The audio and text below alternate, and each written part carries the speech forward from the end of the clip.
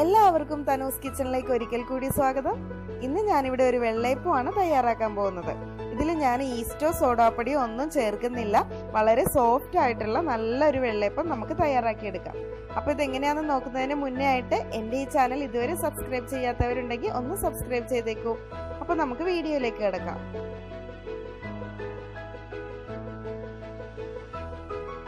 വെള്ളയപ്പം തയ്യാറാക്കുന്നതിന് ഞാൻ ഈ ഒരു കപ്പിൽ 1.5 കപ്പ് അരിയാണ് ഇവിടെ എടുത്തിട്ടുള്ളത്.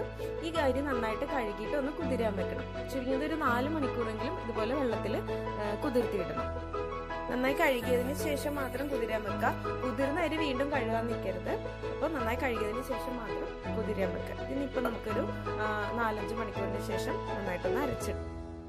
അപ്പോൾ 1.5 കപ്പ് അരിയാണ് ഞാനിവിടെ എടുത്തിട്ടുണ്ടായിരുന്നത്. 1.5 കപ്പ് അരിയുടെ കൂടെ 1/2 കപ്പ് തേങ്ങ ചിരകിയത്, പെരിഞ്ചീരകം 1 ടീസ്പൂൺ, 3-4 അല്ലി ചുവന്നുള്ളി, പിന്നെ നമ്മുടെ ചോറ് ഒരു 1/2 കപ്പോളം ചോറ്. ഇത്രയാണ് വേണ്ടത്. ഇത്രയും നമുക്ക് നന്നായിട്ടൊന്ന് അരച്ചെടുക്കണം. ഇത്ര ഒരു മിക്സിയുടെ ജാറിലേക്ക് ഇട്ട് കൊടുക്കാം. ഞാനിപ്പോൾ ഈ വെള്ളയപ്പത്തിന് ഈസ്റ്റ് ഒന്നും ചേർക്കില്ല. ഈസ്റ്റ് സോഡാപ്പൊടി അതൊന്നും ചേർക്കാറില്ല. അപ്പോൾ ഇങ്ങനെ ഉണ്ടാക്കുമ്പോൾ നമുക്ക് നന്നായിട്ട് നല്ല സോഫ്റ്റ് ആയിട്ടുള്ള വെള്ളയപ്പം കിട്ടുകയും ചെയ്യും.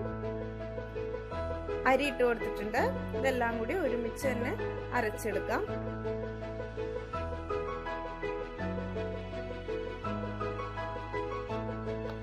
ചോറ് ചേർത്ത് കൊടുക്കാം. പിന്നെ ഇതിലേക്ക് ഞാൻ 1 ടീസ്പൂൺ മുതൽ 1 ടേബിൾ സ്പൂൺ വരെ പഞ്ചസാര ചേർത്ത് കൊടുക്കുന്നുണ്ട്. പിന്നെ ആവശ്യത്തിന് വെള്ളം ഒഴിക്കാം. പിന്നെ ഒരു കാര്യം, ഞാനിപ്പോൾ ഒഴിച്ചത് പച്ചവെള്ളമല്ല, നമ്മൾ തേങ്ങ പൊട്ടിച്ചപ്പോൾ ഉള്ള തേങ്ങാവെള്ളമാണ് ഒഴിച്ചത്. തേങ്ങാവെള്ളം ഉണ്ടെങ്കിൽ അത് ഒഴിക്കാം, അതില്ലെങ്കിൽ പച്ചവെള്ളം ആയാലും മതിയാവും. നമ്മുടെ വെള്ളയപ്പത്തിൻ്റെ മാവിന് അധികം വെള്ളം ഒന്നും കൂടി പോകണ്ട. അപ്പോൾ ആദ്യം കുറച്ച് വെള്ളം ഒഴിച്ചിട്ട് ഒന്ന് അരച്ചു നോക്കിയതിന് ശേഷം അതിൻ്റെ പാകത്തിന് മാത്രം വീണ്ടും വെള്ളം ആഡ് ചെയ്താൽ മതിയാവും. അപ്പോൾ ഇതാ നമ്മുടെ മാവ് ഞാൻ നന്നായിട്ട് അരച്ചെടുത്തിട്ടുണ്ട്. നല്ല പേസ്റ്റ് പോലെ തരികളൊന്നും ഇല്ലാതെ നന്നായി അരച്ചെടുത്തിട്ടുണ്ട്. അപ്പം ഈ ഒരു കൺസിസ്റ്റൻസിയാണ് വേണ്ടത്. ഒരുപാട് വെള്ളമൊന്നും ആവരുത്. കാര്യം ഇത് പുളിക്കുമ്പോൾ നാളെ ആകുമ്പോഴേക്ക് ഇതിന് കുറച്ചുകൂടി ഒന്ന് വെള്ളം ആകും ഇതിനകത്ത്.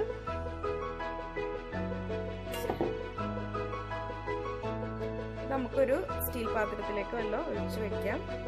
ഇത് ഓവർനൈറ്റ് ഇരിക്കുമ്പോൾ നാളെ രാവിലത്തേക്ക് റെഡിയാവും. ഏകദേശം ഒരു 8 മുതൽ 12 മണിക്കൂർ വരെ ഇത് ഇങ്ങനെ വെക്കണം.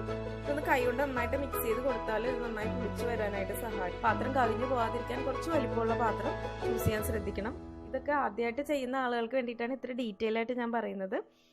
പിന്നെ ഉപ്പ് ഇപ്പോൾ ചേർക്കണ്ട. നമ്മൾ അപ്പം ചുടാൻ നേരത്ത് ഉപ്പ് ചേർത്താൽ മതി. അതായത് നാളെ രാവിലെ ബ്രേക്ക്ഫാസ്റ്റിനാണ് ഉണ്ടാക്കണമെങ്കിൽ അത് തയ്യാറാക്കാൻ സമയത്ത് ഉപ്പ് ചേർത്താൽ മതിയാകും.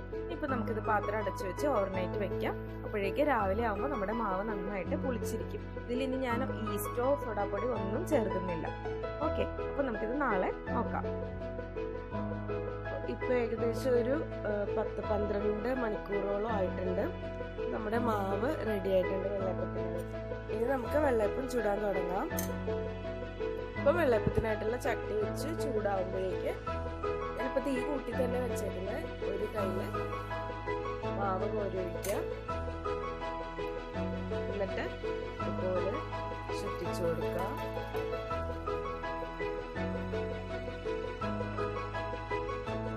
ഇതുപോലെ ഹോൾസ് എല്ലാം വന്ന് തുടങ്ങുമ്പോഴേക്കും തീ കുറച്ച് വെച്ച് അടച്ചു വെച്ച് വെള്ളയപ്പം ചുട്ടെടുക്കാം. അപ്പം ഒരു 2 മിനിറ്റ് ആവുമ്പോഴേക്ക് നമ്മുടെ വെള്ളയപ്പം റെഡിയായി കഴിഞ്ഞു. അതുപോലെ തന്നെ ഇനി അടുത്തതും ഇതുപോലെ നമുക്ക് ചുട്ടെടുക്കാം. വീണ്ടും തീ കുറച്ച് വെച്ച് അടച്ചു വെച്ച് വേവിച്ചെടുക്കാം.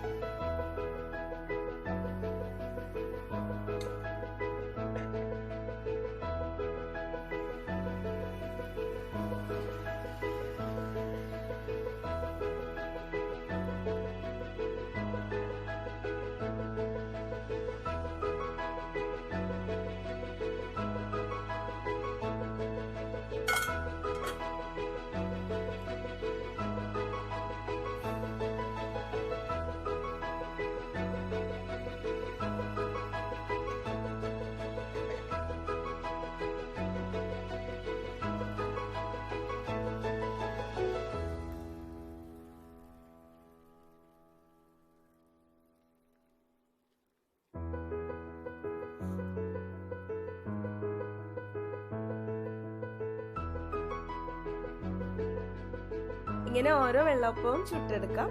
അപ്പോൾ എല്ലാവർക്കും ഈ വീഡിയോ ഇഷ്ടമായെന്ന് കരുതുന്നു. വീണ്ടും പുതിയൊരു വീഡിയോ ആയിട്ട് കണ്ടുമുട്ടാം. താങ്ക്